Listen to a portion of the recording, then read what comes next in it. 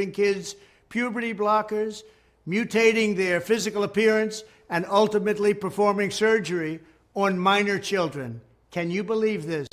I will sign a new executive order instructing every federal agency to cease all programs that promote the concept of sex and gender transition at any age.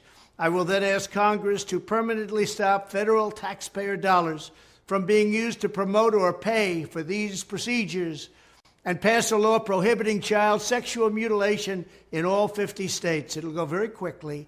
I will declare that any hospital or healthcare provider that participates in the chemical or physical mutilation of minor youth will no longer meet federal health and safety standards for Medicaid and Medicare and will be terminated from the program immediately. Furthermore, I will support the creation of a private right of action for victims to sue doctors who have unforgivably performed these procedures on minor children. The Department of Justice will investigate Big Pharma and the big hospital networks to determine whether they have deliberately covered up horrific long-term side effects of sex transitions in order to get rich at the expense of vulnerable patients, in this case, very vulnerable.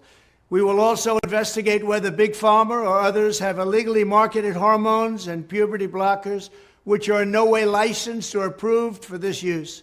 My Department of Education will inform states and school districts that if any teacher or school official suggests to a child that they could be trapped in the wrong body, they will be faced with severe consequences, including potential civil rights violations for sex discrimination and the elimination of federal funding.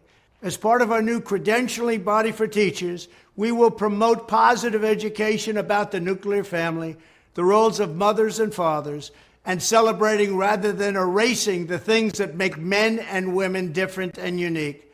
I will ask Congress to pass a bill establishing that the only genders recognized by the United States government are male and female, and they are assigned at birth.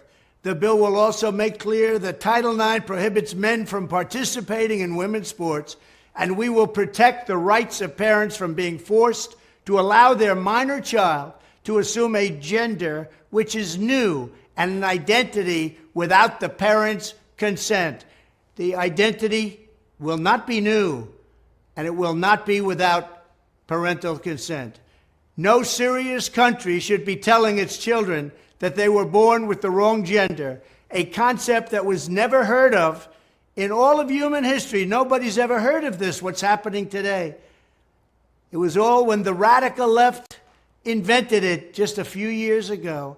Under my leadership, this madness will end. Thank you very much. I plan to stop the